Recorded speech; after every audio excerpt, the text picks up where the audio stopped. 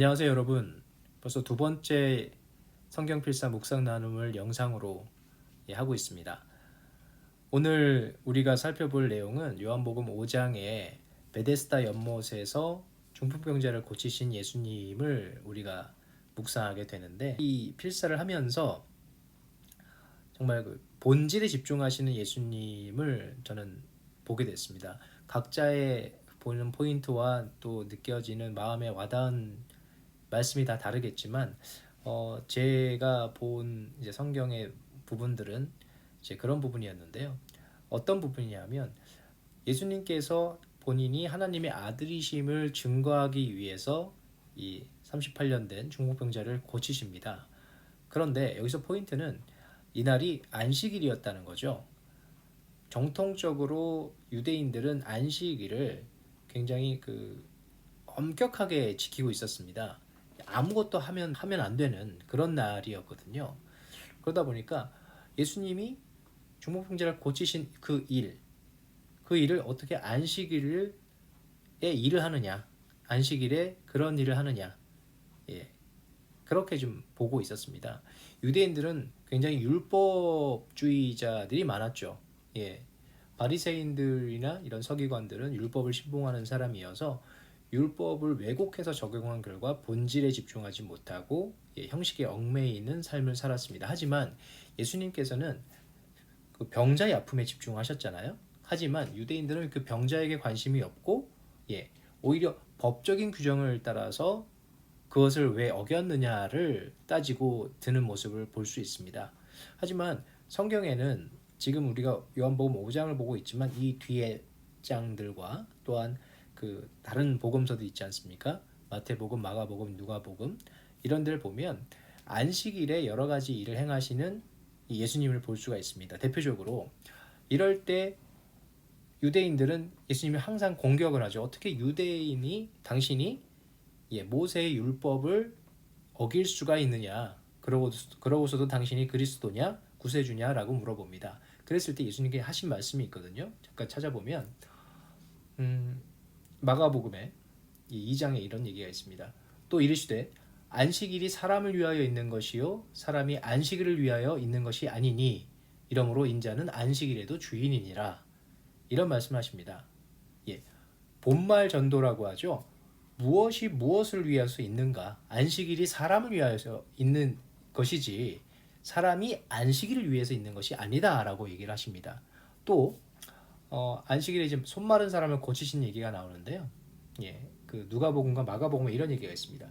예수께서 그들에게 이르시되 내가 너희에게 묻노니 안식일에 선을 행하는 것과 악을 행하는 것, 생명을 구하는 것과 죽이는 것 어느 것이 옳으냐라고 오히려 물어보고 계십니다. 즉 예수님은 본질에 집중하신 거죠. 우리를 사랑하시고 우리를 구원하시기 위해서 오신 예수님, 거기에 집중하시지 다른 것에 집중하시는 게 아니라는 거예요.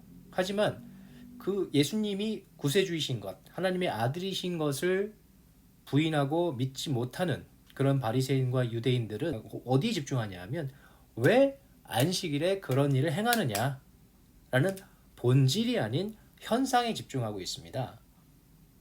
여기에서 어떻게 보면 예수님은 정말 본질에 집중하시는 예수님이시다라는 부분을 보게 됐고요. 또 성경에 이런 말씀이 있습니다. 우리가 이제 계속 율법에 대한 얘기를 하고 있는데요. 예수님께서는 모세의 율법을 완성하시기 위해서 오신 분이다라는 얘기가 마태복음에 있습니다.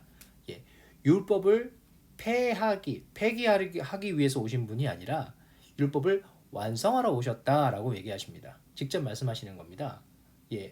예수님은 유대인들이 그 안식일에 적용해온 어떤 각종 규제와 규범들을 철저하게 배격을 하시는 그런 모습을 보이시면서 오히려 바리새인들이나 이런 사람들이 죄인 중에 죄인이라고 봤었던 세리, 그 어떤 세금을 걷는 사람들, 그리고 뒤쪽에 나오지만 가늠하다 잡힌 여인, 그리고 또 우리가 사장에서 봤던 사마리아 여인, 이런 사람들 포용하시고 그들과 함께하는 모습을 보여주고 계십니다. 예수님은 율법을 폐하러 오신 것이 아니라 오히려 율법을 완성하러 오셨다라고 하는 그 말을 좀 더 깊이 보자라고 하면, 여러분, 율법은 거울과 같은 겁니다. 예를 들어 어떤 아이가 흙장난을 하고 있었다고 칠게요. 그랬을 때 굉장히 더러워져 있겠죠. 그런 아이에게 거울을 보여주면 어떤 걸 느끼게 될까요? 아, 내가 더럽구나라는 것을 알게 될 겁니다. 하지만 거울이 그 아이를 씻겨주지 못합니다. 거울로 손을 씻을 수는 없어요. 깨끗하게 될 수는 없습니다. 예, 마찬가지로 율법은 거울과 같은 겁니다. 죄를 깨닫게 하는 거죠. 하지만 그 율법으로 인해서 죄 사함을 받을 수는 없습니다.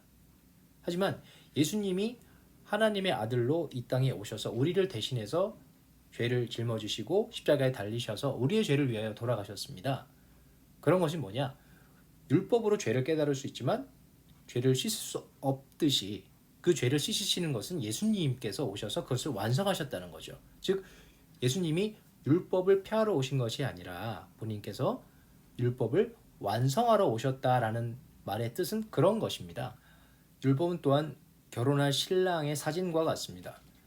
예를 들어 신부가 신랑이 오기 전까지는 사진을 보겠지만 신랑이 와서 신부와 함께 결혼해서 같이 살고 있는데 그런데도 사진에 집착한다면 문제가 있는 거죠. 즉 유대인들은 신랑이신 예수님이 오셨는데도 불구하고 예수님을 알아보지 못하고 오히려 사진인 율법만 붙잡고 있는 셈이나 마찬가지인 겁니다. 한편으로는 5장을 필사하면서 또 5장을 읽으면서 나는 본질을 바라보고 있는가, 현상이 아니라 그냥 겉으로 보여지는 형식에 치우쳐서 거기에 얽매여 있는 것은 아닌가, 무엇이 본질인가를 생각하게 된 한 주였습니다. 여러분은 어떤 부분을 보고 또 느끼셨는지 모르겠습니다. 여러분의 한 주가 또 요한복음과 함께 또 성경 말씀과 함께 하는 한 주였기를 바라고요. 또 주일 예배와 또 다음 주 또 새로운 말씀으로 또 새로워지는 또 우리가 됐으면 좋겠습니다.